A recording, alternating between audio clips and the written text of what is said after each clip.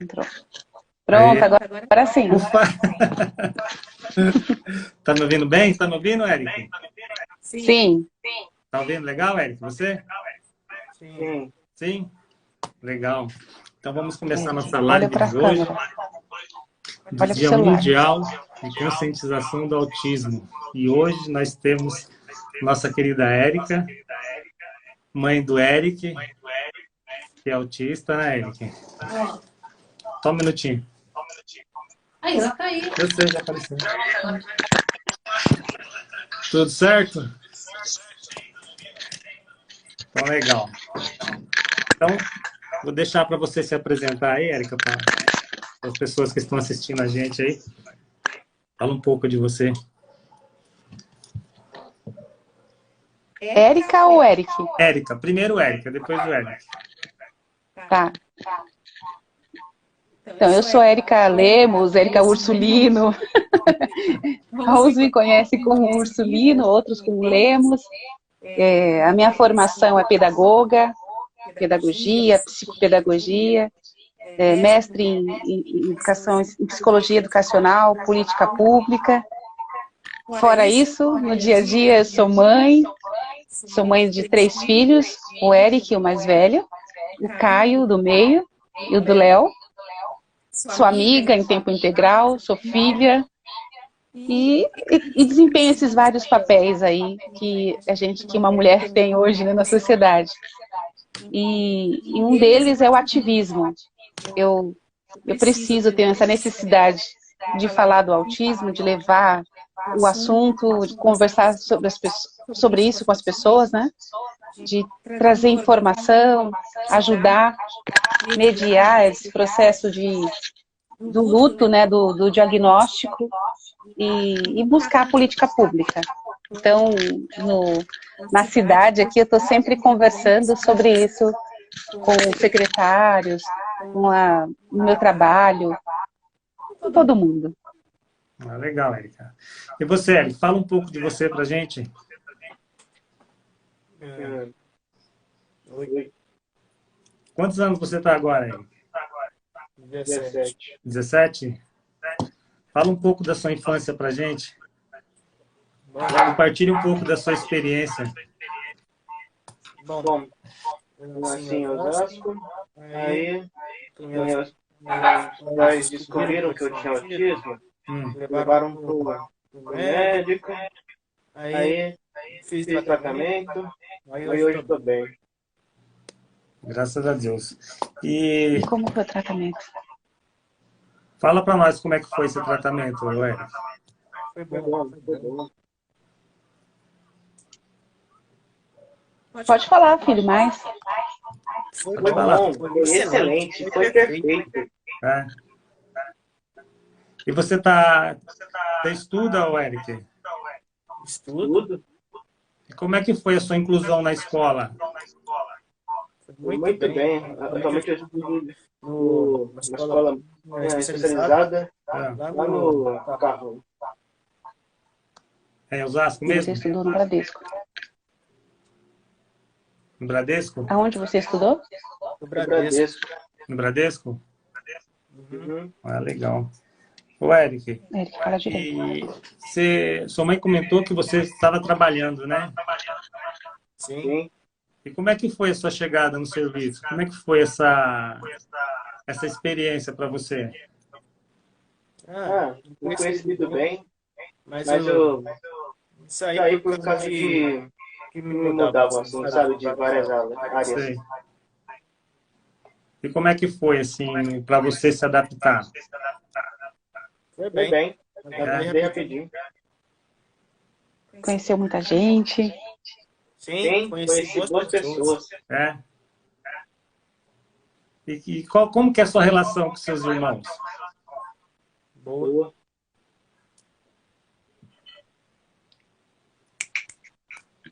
Conta um pouco aí pra gente, então, Eric. O Eric, você. Como que é ser mãe de um autista? Ele é nível grau leve, né? Hoje sim. Inicialmente, quando ele foi diagnosticado como moderado. Sei. Então, assim, precisava de mais apoio substancial da família, né? Mas durante a infância, ele falou que foi tudo bem, mas assim, foi bem puxado para ele. Todos os dias nós saíamos, né? 3 vezes na semana. Fono, a gente fazia fono na USP na época, ele tinha psicopedagogia e ele tinha psicóloga. Então, 3 vezes na semana. Teve também algum contato com a TO, terapeuta ocupacional, e logo depois a gente descobriu também o diabetes, e de lá para cá ele teve também o endócrino. Então não é fácil, né? E ele estudou numa escola regular, que na Fundação Bradesco, inicialmente, e depois ele foi para uma escola especializada, que é a que ele falou que ele está até hoje, né? A escola especializada dele é no Carrão, no Tatuapé. No Tatuapé? Sim. E ele está cursando ensino médio? Ensino médio. E o trabalho foi uma experiência muito rica para ele. Ele gostou muito de trabalhar. Ele pôde conhecer pessoas, interagir. A dificuldade dele era a mudança de áreas. Né? Eles tinham que ficar mudando de função todos os dias. E isso é muito complicado para o autista, porque eles têm uma tendência, né, uma inflexibilidade à mudança de rotina. Então, ele gostava muito de fazer uma determinada área e chegava lá, mudavam. Isso era um pouco estressante para ele. Para que está se acostumando, tem que mudar, né? Isso. Entendi. E como que foi para você, Érica, quando você recebeu o diagnóstico, para você aceitar assim? Inicialmente, a gente não é que a gente não aceita, a gente não entende, né? Sim. Ninguém explica para você o que é o autismo. Você não sabe o que está acontecendo e vai buscar, e é uma saga, porque demora. Não existe num lugar só que uma equipe multidisciplinar, multiprofissional, que avalia o seu filho e te diz. Então, você leva inicialmente você leva no pediatra, o pediatra encaminha para o neuro encaminha, às vezes o neuro consegue fazer isso, às vezes encaminha para o psiquiatra, e aí vem o diagnóstico. É uma avaliação clínica inicialmente, baseado no comportamento. Então, um comportamento repetitivo, um atraso de linguagem, de fala, estereotipias. E aí a gente fica perdida, né? A gente fica mesmo numa situação de luto e vai aprendendo a lidar com isso. A gente vai se adaptando e vai buscando conhecimento, e foi o que aconteceu comigo. Fui buscando, fui estudando, e hoje eu entendo que isso é uma condição, né? Ele é uma criança, um jovem de 17 anos que é amoroso, conversa com todo mundo, mas assim, ele tem algumas dificuldades, como qualquer um de nós temos. A dele, por exemplo, é se expor, ele não gosta. Tudo que eu sou assim, aparecida, eu gosto de falar, aparecer, eu sou extrovertida. Já ele não, ele prefere o anonimato. Oi, Érica, tem gente perguntando coisa pra você aqui, ó. Oi, Érica. Você gosta você gastava todo o seu salário ou gosta de poupar? Ele gosta de poupar, viu? Né, Eric? Ó, você tá ao vivo. O que ele falou? Pode falar, Eric. Pode falar. Fica à vontade. Eric, pode falar. Eu posso sair daí já? Ele quer saber se ele já pode sair. Tem mais alguma pergunta para ele? Ué, e o futuro? O que você pensa do futuro? Já que você está estudando, você está pensando em fazer alguma faculdade, alguma coisa? Eu penso só em ter uma casa, trabalhar e só. Tá legal. E você, Érica? Fala mais pra gente, então. Tá dando microfonia. Espera um pouquinho. O Eric, você quer tirar o seu aí? Ele quer saber se ele já está dispensado. Tá, fica à vontade, Eric. Você não vai dar um tchau? Falou, Érica? Obrigado pela entrevista. Falou? Tchau. Bem, é a microfonia porque a gente estava muito próximo, Tá eu próximo, e ele. né? Sim. Deixa eu tirar aqui, que ele estava suando aqui. O que você falou? Qual foi a sua pergunta? Foi sobre a experiência de trabalho dele, né? Como que é a relação dele, o Érica, em casa? Olha, quem conhece sabe, ele é muito tranquilo. Ele é muito tranquilo com os irmãos, ele é muito apegado à família, aos irmãos, à avó. Sei. Ele gosta muito de nós, de casa. Mas é preciso que tenha só gente de casa. Quando chega alguém de fora, ele inibe. Então, assim, como sou eu e mais 3 irmãos, nós 4, ele interage bem, fica de boa, conversa, dá risada, assiste, fala, tem até casos para contar, assim, né? Mas chegou alguém de fora, assim, de fora, assim, longe do convívio dele, né? Se for uma pessoa da família, próximo, tudo bem. Ele já se intimida, ele tende a querer ir pro quarto, ficar lá. Quer ficar no E canto assim, dele, né? Ele tava morrendo de vergonha de fazer a live, né? Sério? Muita vergonha. Ele falou assim, eu vou usar máscara. Eu falei, pode usar, você fala que é por causa da Covid, mas aí as pessoas não vão entender.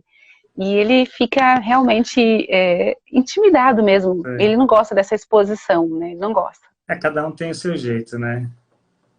Eu acredito que e é perfeitamente compreensível, né? Porque com certeza. faz parte do espectro, exatamente, né? Eu também tenho. Pois você falou. Vou ficar a mão suando. É a primeira vez que a gente fez no final do ano, né? Que foi no Dia Internacional da Pessoa com Deficiência também. Passei maus bocados aqui. A mão tá suando até agora. Eu sei como que é. A Fernanda perguntou aí, eu quero saber se o Eric tem namorado e se a Eric é ciumenta. Ele diz que não vai namorar. Ele fala que as mulheres são muito complicadas. Eu falei, mas sim, meu filho, somos mesmo, né? Nós somos complicados, o ser humano é complicado, não são as mulheres. Nesse ponto ele tem razão. Mas você sabe que existe... Eu estava assistindo essa semana uma live sobre o relacionamento, né, habilidades conjugais no autismo.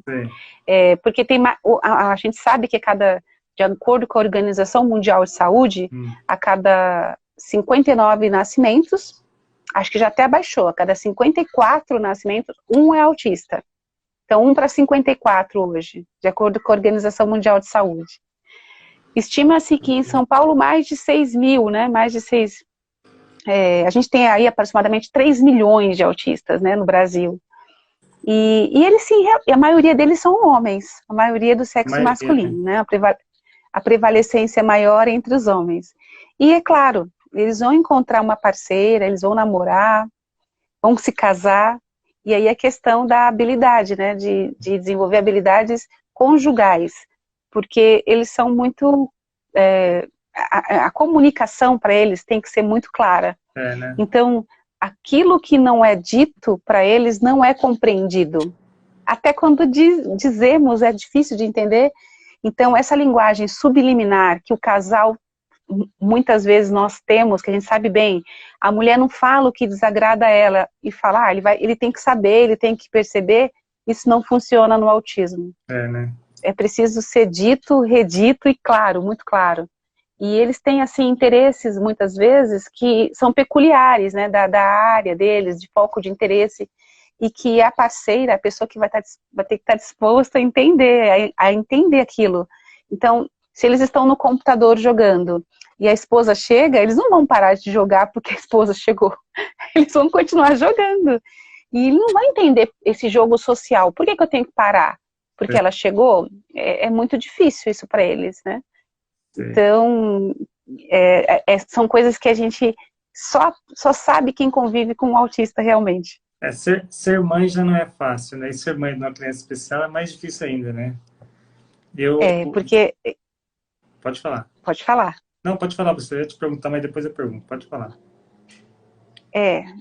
Eu sou mãe atípica, por conta do Eric, que tem um desenvolvimento atípico, né? Você imagina, um menino de 17 anos hoje tem outros interesses, né? O Eric, ele lê bastante, ele é muito inteligente, mega inteligente. Ele sabe quanto está o dólar americano, qual é o valor do dólar canadense, ele sabe quanto custa a moeda chinesa, ele sabe, assim, muita coisa que a gente não entende de onde vem esse interesse, ele conhece muita coisa, lê bastante, e ele não tem esse interesse em sair, de conviver com outros jovens da mesma idade, não é uma coisa dele, né? Ele assiste séries, ele conversa com os amigos, agora na pandemia ele está tendo as aulas online, e não está trabalhando, né?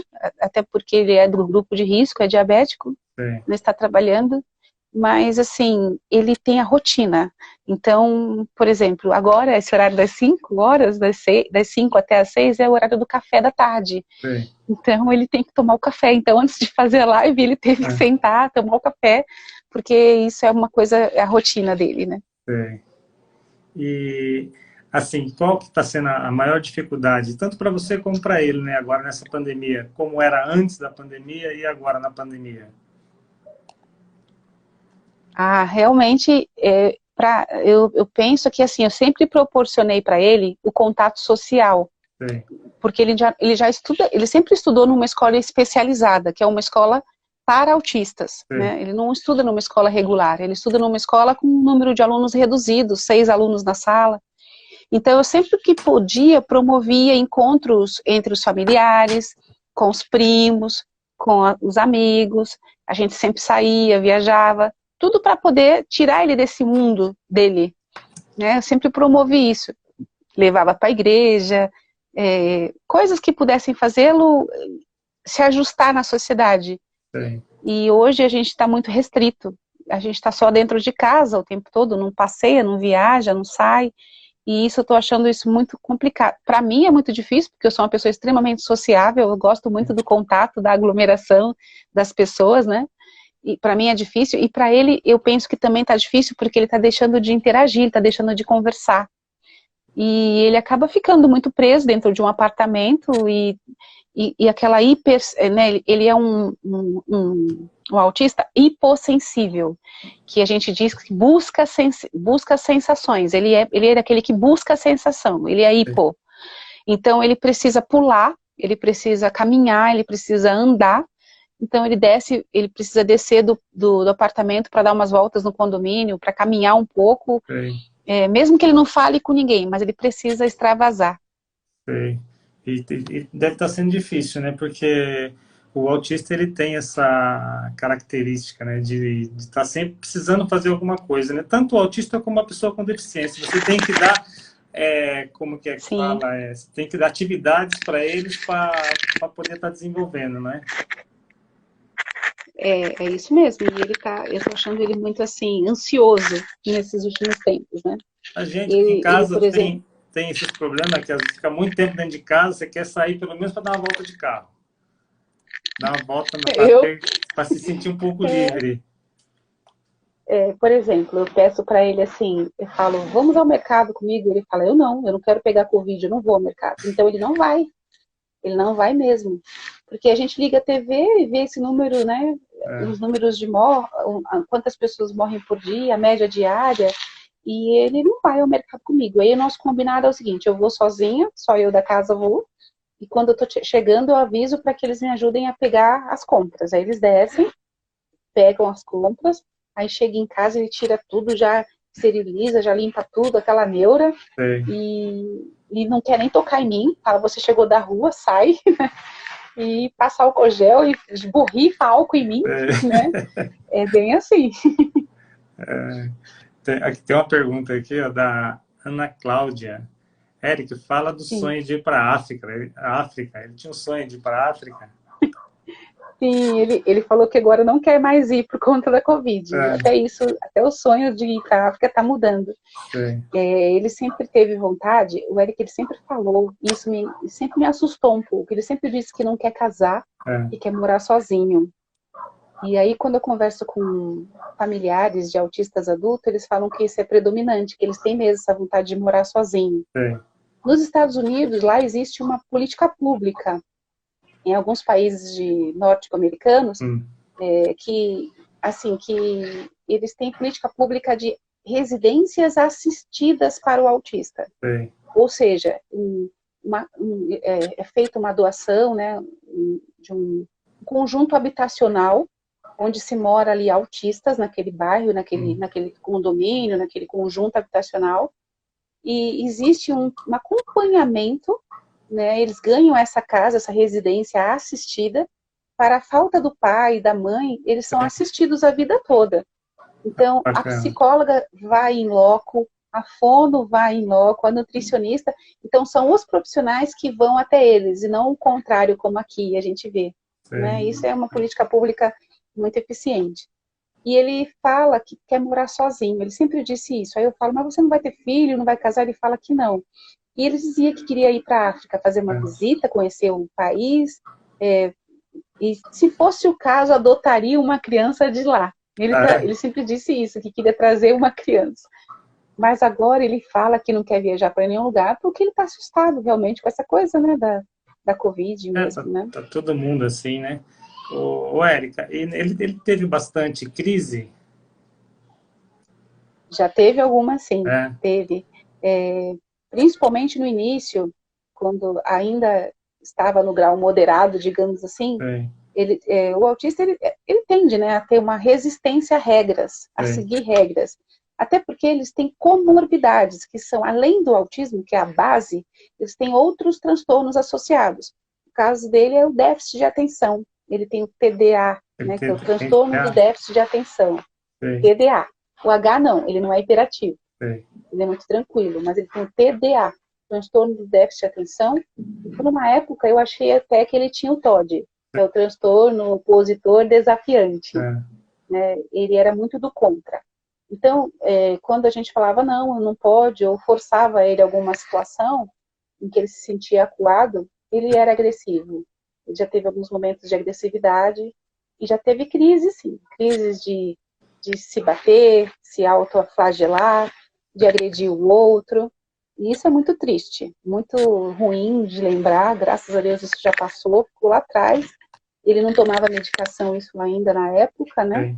E aí, com a medicação, a gente teve o maior domínio do controle inibitório. Né? Esse controle inibitório dele, ele passou a ser menos impulsivo. E aí tomou a medicação dos 5 para os 6 anos até há pouco tempo atrás, até os 16 anos. Ele tomou medicação. Não toma mais nada. Ele foi desmamado. A gente veio tirando isso. Tomava 4 medicações por noite e passou a tomar 3, 2, 1, até meia. E uma coisa que ajudou muito foi a terapia e também o cão, contato com o cão. Ele ganhou um cão, um cachorrinho, um shih tzu, e ele adora esse cachorro. É assim, algo que eu vejo que é um amigo dele. Ele sai todos os dias para levar o cachorro para passear. Ele conversa com o cachorro. Então o cachorro é realmente assim, ele é muito sensorial. Então quando a gente passa a mão no pelo do cachorro, a gente não está só acariciando, a gente está também baixando os nossos níveis de cortisol, a nossa pressão. Então é importante, né, ter um contato com os animais e a natureza. Ele tem vontade de comprar uma casa, como ele disse, mas bem afastado. Ele quer morar assim, meio... Sabe essas coisas de filme, de morar numa taverna? Até pensa, fala, como é que eu vou te visitar? Imagina sua mãe, urbana do jeito que eu sou, como é que eu vou te visitar? Ele fala que quer morar assim, longe, perto de um rio, uma chácara, longe de tudo. E eu fico apavorada, né, com essa hipótese. A mãe vai ter que morar perto. Mas tem que respeitar, né? A mãe vai ter que arrumar uma casinha perto. Ele chegou a canabidiol, ou Érica? Não, ele não chegou a tomar o canabidiol. Nunca precisou. Ele nunca teve epilepsia. O canabidiol, hoje, ele é muito utilizado pelas crianças com autismo e comorbidade em epilepsia também. Porque ajuda muito nessa questão das crises epiléticas, né? E claro, a gente tem aí estudos que mostram que o canabidiol é uma promessa realmente para o tratamento de autismo. Então, eu sigo bastante gente na internet, vários institutos, e o canabidiol, eles estão dando canabidiol até para cachorro. Sim, é como substituindo o floral. Tá sim, tá bem. Eu acho importante a gente falar disso daí, porque a gente tinha que ter aqui em Osasco. A Fabiana, ela usa, né, para a filha dela, tem mais gente que Sim. usa, e eu vejo muita gente falando que canabidiol é muito bom para o tratamento de algumas. Eu tenho lido sobre e acredito que realmente o caminho é esse. Logo a gente vai ter a liberação dessa medicação. Então, em Nova York já foi liberado, assim, para uso recreativo, para você ter uma ideia, como que aqui está bem atrasada. Mas aqui também, aqui no Uruguai, já temos, né, para uso terapêutico, né, medicinal e recreativo, é liberado no Uruguai. O Uruguai, na América do Sul, é o país assim, mais liberal que a gente tem. Entendi.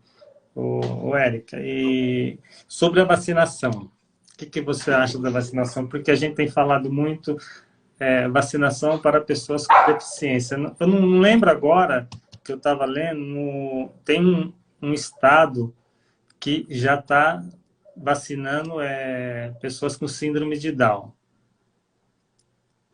E o autista, sou muito a favor, né? O autista, para ele ter essa dificuldade de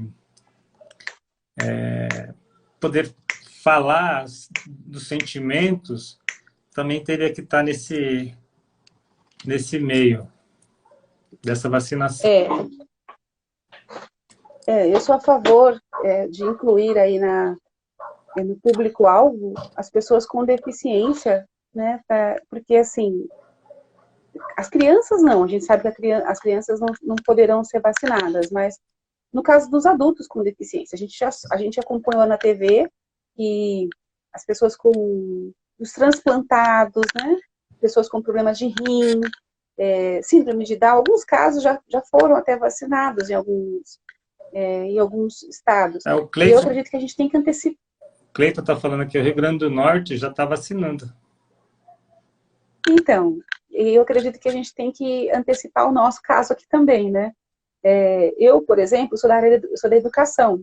Eu sou muito a favor, estou muito feliz aí que vai haver um movimento nesse sentido, porque a educação, ela é um serviço essencial, sim, é necessário, nós não podemos ficar com essa situação, né? Escolas privadas têm aula e escolas públicas não têm do mesmo nível, né? Do mesmo nível de quantidade de aulas, de qualidade. Sim. E assim, eu acredito que para a gente voltar às aulas com segurança, primeiro todos os profissionais da área de educação devem ser vacinados, do professor à equipe de apoio, a merendeira, né? Sim. Quem trabalha diretamente ou indiretamente com as crianças. A educação tem que ser vacinada, assim como os profissionais de saúde da área de segurança. E, juntamente com essas crianças e os profissionais de educação, as crianças jovens com deficiência. No caso do Eric, por exemplo, ele tem comorbidade. Ele, além de autista, ele tem o diabetes. E a gente vê que tem autista com epilepsia, autista com outras comorbidades, difícil controle. Então, imagine se cai numa situação dessa de pegar um coronavírus, ficar internado. Essas crianças, elas precisam de um acompanhante 24 horas. E a gente não tem vaga hoje, né, nos leitos para poder dispor de UTI, tem fila para espera de UTI. Imagine ter alguém acompanhando 24 horas. Então, o ano passado eu tive uma experiência dessa, de 7 dias internado aí, eu fiquei acompanhando 7 dias ele. E não é fácil. Não foi fácil, não. Não foi por conta de Covid, foi outra situação, por conta do diabetes, mas é muito difícil ter que acompanhá-lo, porque ele não entende. Muitas vezes é muito difícil para ele se comunicar, se expressar. Então, a gente acaba sendo a voz deles, né? As mães são as vozes dos seus filhos. E só o fato de já estar no hospital numa pandemia dessa vez já é bem preocupante, né?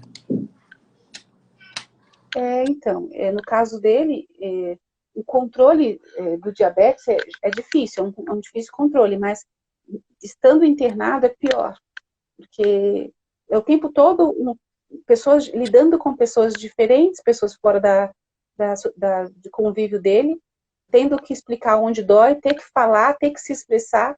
É muito complicado para uma pessoa com um autismo ou qualquer outra deficiência. Entendi. Agora, falando um pouco de educação, como que você é professora, você é mestre, qual a dificuldade que você tá vendo assim, na educação para as pessoas com deficiência? Não só o autista, como o síndrome de Down, como o PC? Eu penso que assim, isso é geral, né? A gente tem que pensar de maneira macro. Né? A inclusão no Brasil, quando a gente fala de inclusão, a gente não pode trazer só para o nosso município, a gente tem que trazer, nós temos no Brasil um sistema único de saúde, o SUS, que é elogiado e assim, referência no mundo inteiro. Nós somos um país que temos um sistema único de saúde que, apesar das suas deficiências, ele funciona, ele atende, ainda não entrou em colapso todo aí, porque é uma estrutura bem montada. E aí eu olho para a educação, a gente não tem um sistema único de educação, né? A gente não tem o SUS da educação. E isso me deixa muito triste, porque aí o que a gente percebe? Que a esfera federal passa para o Estado, e o Estado passa para o município, e a gente não tem esse aporte do federal. Nós, vamos pensar na nossa história, né? A gente teve quantas mudanças de ministro da educação nesses últimos 2 anos? E quando a gente pensa em mudanças de ministro, a gente pensa no que deixou de políticas educacionais que poderiam ter sido viabilizadas e não foram, né?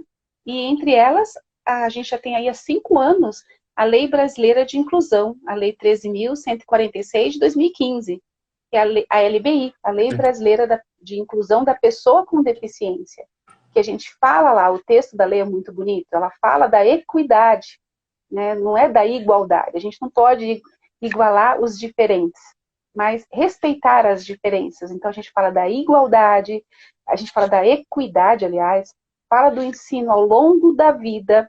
A pessoa ela tem um tempo de maturação e um tempo que ele vai precisar estudar a vida inteira. Fala de um currículo adaptado, um currículo flexibilizado, de acordo com a necessidade das crianças. E tudo isso precisa vir de cima para baixo. Precisa vir as orientações, as diretrizes do governo federal para o estado, para o município. A gente não vê isso acontecendo, esse movimento. A gente vê o inverso. Os municípios se adequando, as prefeituras se adequando, os estados se adequando. E no nosso município eu tenho visto assim muita abertura para isso.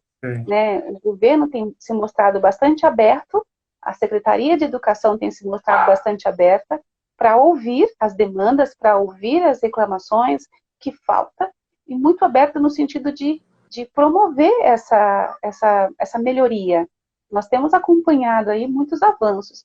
Claro que nós estamos ainda engatinhando, né, começando, iniciando um processo de inclusão. A gente tem, a partir deste ano, a Secretaria da Pessoa com Deficiência. Mas, a partir desse PPA feito com a comunidade, né, com a participação da população aí, do plano plurianual, a partir das demandas, eu sou mãe, sou profissional, eu ouço as mães, eu trabalho na Secretaria de Educação, eu tenho um trabalho lá com os profissionais do AE e com assessoria de inclusão. Então, é a partir disso que a gente faz, a muitas mãos, um trabalho, né? E assim, nós vivemos um ano atípico, é o segundo ano atípico. Nós acreditávamos que íamos voltar às aulas agora em março, tínhamos um planejamento para isso. Já estamos indo para final de abril e sem previsão. Então, nós estamos também aprendendo com tudo isso, aprendendo a lidar com as deficiências e o ensino à distância, que não é mais ensino remoto, é ensino à distância realmente, né? Alguns países, por exemplo, fizeram diferente. As crianças com deficiência que estão indo para a escola. E as crianças atípicas aqui vão para a escola. E os neurotípicos, ou seja, as crianças normais, ficam em casa. Aqui a gente não sabe ainda como é que vai ser feito. Como eu disse, a gente precisa também de normativas e orientações do Estado. O Estado, de repente, pensa em antecipar as férias, para poder a gente ficar mais tempo em casa. A gente tem a questão da inclusão social e tecnológica, que não é só a inclusão da criança na escola, mas a inclusão digital. Essas crianças precisam de recursos, né, tecnologias, para ter uma aula online, os pais.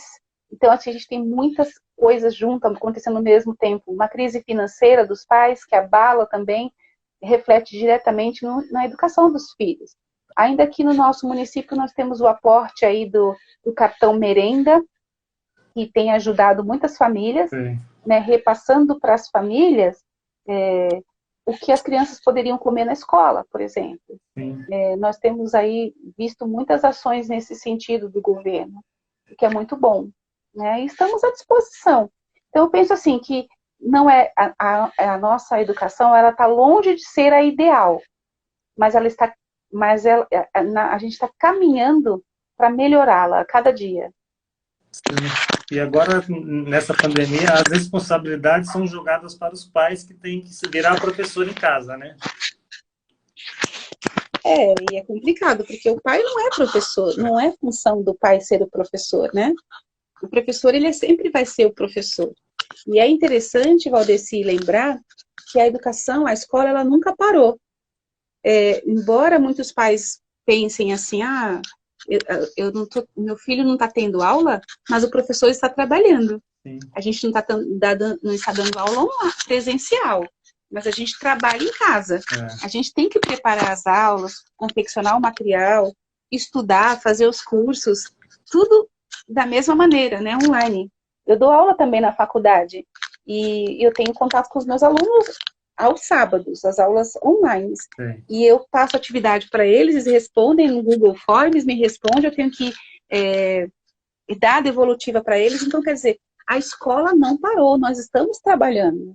Até agora, antes do último decreto, nós estávamos indo à Secretaria de Educação todos os dias, trabalhando, fazendo o planejamento do ano para essas crianças. A gente tem uma preocupação, sim, de dar conta do conteúdo, das habilidades, das competências deste ano, de 2020, e ainda recuperar de 2021, e ainda recuperar 2020, né? Na realidade, ainda vai ter que recuperar os 2 anos, né? 2020 e 2021, porque 2020 também não está aquelas coisas, né? Não sabe ainda como que vai ser. É exatamente isso, a gente não sabe como vai ser. A gente chegou num ponto, Valdeci, que o ser humano tem que se reconhecer como finito e inacabado. Somos seres finitos e inacabados, como diz o Mário Sérgio Cortella. Nós temos que reconhecer a nossa insignificância. Nós temos títulos, temos estudo, pode ter dinheiro, mas isso não compra a saúde, não te exime de pegar Covid, não, é uma doença democrática, né? E assim, a gente vê aí que, sendo o sistema público ou o sistema privado, está tudo cheio, está tudo lotado, está morrendo gente rica, gente pobre, político, branco, negro, criança, adulto, idoso. Então, somos seres finitos e inacabados e não podemos, assim, planejar, porque, quer dizer, a gente tem que planejar, devemos sempre planejar a nossa vida, mas a gente não tem a certeza de que aquilo que planejou vai se cumprir. Quantas vezes nós tivemos planejamentos ali na Secretaria de Educação e no nosso trabalho, na nossa família, né? Vamos fazer uma festa para comemorar o aniversário. Já tive 2 que fez aniversário aqui em casa, o Caio em janeiro, o meu pequeno, o Leozinho, agora em março, e não teve festa, não teve bolo, não teve... A gente achava 1 ano atrás que tudo estaria resolvido, né? E não foi. Eu pensava a mesma coisa. Exatamente. Então a gente tem que trabalhar, a gente tem que pensar assim, um dia de cada vez, sabe? Sim. É viver um dia de cada vez intensamente, como se não houvesse amanhã, porque a gente não sabe se vai haver. E hoje que a gente está aqui, a gente tem que pensar o que a gente aprendeu com tudo isso, né? O que eu aprendi com o autismo? Né? Eu tiro lições do autismo. Estou muito feliz por hoje, né? Hoje, dia 2 de abril, dia de conscientização. O ano passado nós não tivemos a caminhada, esse ano também não. Em 2019 eu estava em Brasília, né, no Senado, na Comissão dos Direitos Humanos, entregando um projeto para o Major Olímpio, e recebeu o projeto que eu levei, entreguei nas mãos dele. Hoje o Major Olímpio já não está mais entre nós, Sim. faleceu de Covid, foi uma vítima da Covid. Hoje eu estou aqui, mas estou feliz porque minha família, meu filho está bem, cada dia evoluindo, conseguindo mais, aceitando participar de uma live comigo a muito custo, mas participou, ainda que de maneira assim, breve, mas participou. O importante é que ele entrou, o importante é que ele participou, e a inclusão é isso, né? Eu fico muito feliz por ele ter esse apoio, né? Essa vontade de fazer isso. E eu estou muito feliz porque hoje, nesse mês, a gente fala do dia de conscientização do autismo, mas todo dia é dia de conscientização. Sim, tem que ser lembrado todo dia, né? É importante a gente saber que aquela criança que de repente se comporta, apresenta de maneira diferente, tem um comportamento disruptivo, ele não enxerga no olhar, ele não enxerga olho no olho, ele não faz contato visual, ele tem um movimento ali, estereotipias, alguma coisa assim. Aquela criança, ela pode ter autismo. E o que a gente tem que fazer? Ao invés de apontar o dedo e julgar, a gente tem que acolher essa família, Apoiar, né? Nós vivemos tempos de empatia e sororidade, que é a nova palavra da vez, né? Não é ser solidário, não é só ser solidário, é sororidade mesmo, é se colocar no lugar do outro, é ajudar o outro, é dividir o pão. Hoje a gente vive o pão, a vacina, a educação, né? E a gente tem que se colocar realmente no lugar do outro. É verdade. Assim, quando você fala de autismo, de síndrome de Down, de pessoas com deficiência, é um leque gigante. Hoje eu vejo que políticas públicas para todos, tem muita coisa para fazer, muita mesmo. E eu queria te perguntar mais uma coisa, já que nosso tempo está terminando também, sobre o AT na escola, o atendente terapêutico. O atendente terapêutico é assim, nós temos, de acordo com a lei, nós temos algumas brechas na lei. A própria lei, ela é complicada, né, para a gente interpretar a lei. A lei, ela fala de um atendente terapêutico, mas ela não fala quem é esse profissional. Sim. Em nenhum momento. Não diz se é um psicólogo, se é um fisioterapeuta, se é um pedagogo. Fala que é um estagiário, então, né? Fala que alguém, né, uma pessoa que vai ser um mediador. Mediador. Quem será esse mediador? Então, cada prefeitura, cada município tem feito de uma maneira. Sim. Por exemplo, Itapevi, eu conheço a inclusão de Itapevi, de Barueri, eles têm até pessoas de ensino médio, né, que fazem esse trabalho do mediador. Aqui no nosso município, houve agora, no começo de fevereiro, a contratação de estagiárias do curso de pedagogia. Sim. São pessoas, inclusive eu dava aula no curso de pedagogia da Unifiel, trabalhei com várias estagiárias, elas estão aí no último semestre da faculdade, no penúltimo semestre da faculdade, e elas vão fazer um estágio remunerado, elas vão fazer um estágio em campo, em loco, né, nas escolas, com as crianças com deficiência. Então, qual o papel delas? É prestar um apoio pedagógico em sala de aula. Diferente, por exemplo, de um cuidador, que é aquele que o cuidador também tem nas escolas, mas o cuidador é aquele que ajuda na troca para levar ao banheiro, para se alimentar. Um grau mais leve, como que fala?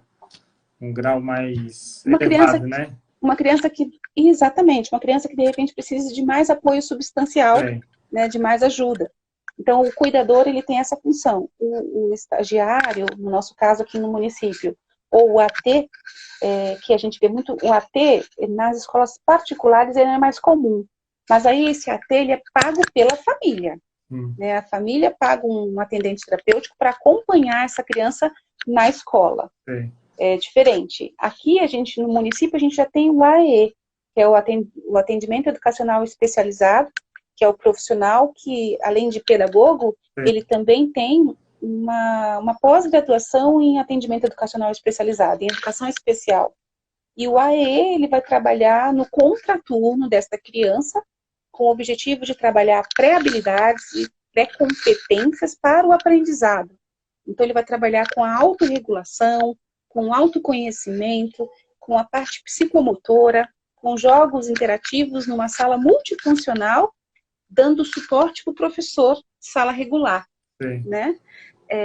E assim, além desses, do AE, no contraturno, a gente tem as estagiárias de inclusão nas escolas que fazem essa mediação do professor com o aluno, mais pontual, né? Olha, quem tem uma estagiária hoje de inclusão, elas podem ser volantes, elas podem ser exclusivas. Exclusivas são aqueles casos de crianças que precisam de uma única exclusivamente para ele, né? E tem aqueles que realmente precisam só esporádico, não precisa de uma exclusiva para eles. Mas é muito interessante, porque...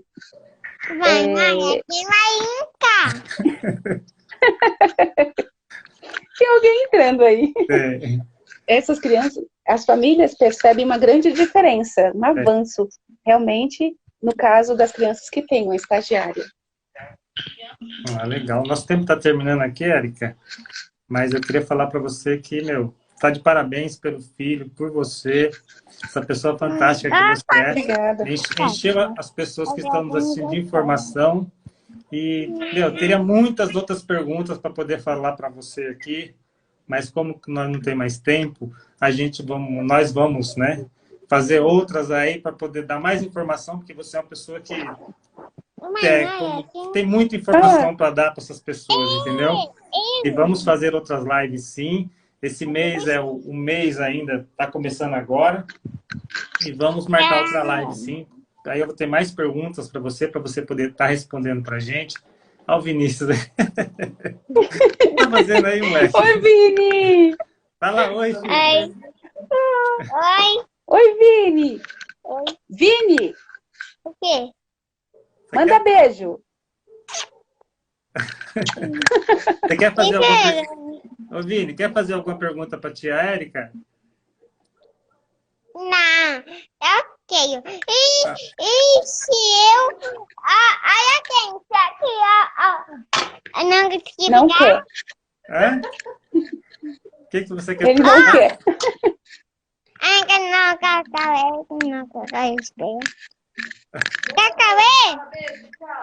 ver? Dá para ver o quê? A dentadura? Dá pra ver. Ele tá com uns dentes ali, mostrando uma boca cheia de dentes pra gente poder... É pra escovar os dentes? Não, é só se brinquedo que você vai lá. É de brinquedo. É só de brinquedo. Então, eu quero te agradecer. Eu quero agradecer você. Eu também quero agradecer a você pelo espaço, pela oportunidade, pelo convite, por nos prestigiar, tá sempre aberto aí nos dar esse espaço, né? Aí, olha lá, o ativismo. Isso, você veste a camisa, né? Literalmente. Eu visto a camisa, exatamente. Você veste a camisa literalmente, tem ouvido as mães, tem ouvido as nossas aflições, as nossas demandas. Então, eu agradeço imensamente por esse carinho, por esse apoio, pelas pessoas que participaram aí da live, mandando abraço, beijo. Tô vendo aqui os nomes. Nossa, é muita gente, não dá para falar de todas, mas eu quero agradecer a todos que participaram. Agradecer aí o apoio que nós tivemos durante todo o dia em relação ao Eric, porque eu estava morrendo de medo dele não participar. Em alguns momentos ele se mostrou bastante ansioso durante o dia, perguntando, né? Eu não queria que chegasse esse horário, eu não queria que anoitecesse. Eu fiquei muito preocupada, mas eu disse para ele, fale naturalmente, fale o que... Né, ele vai te fazer algumas perguntas e você responde. Mas ele fez. Eu estou muito orgulhosa por isso. Foi ótimo. Cadê ele? Não quer dar um tchau aí não para todo mundo? Eu acho que não. Ele foi bem para longe. Mas é isso, Érica. Obrigado pela participação aí. Dá um abraço no Eric aí. E queria dizer que eu sou seu fã, tá? E que a gente está aqui. Obrigada, imagina. Estamos juntos aqui. Se precisar de alguma coisa que der para a gente estar fazendo aí, tá? Tá ótimo. Então, muito obrigada a vocês. Um beijo, tá? Um abraço, um beijo. Tchau, Vini. Dá beijo. Tchau, Vini. E quem vai fazer live comigo? Quem vai fazer live com você? Tá lindo, tá lindo. Você já fez, você participou da nossa live. Participou da live. Não fiz, não. Fez sim. Um abraço, Val. Quem vai participar com a minha live? Só tô falando. Depois a gente faz outro.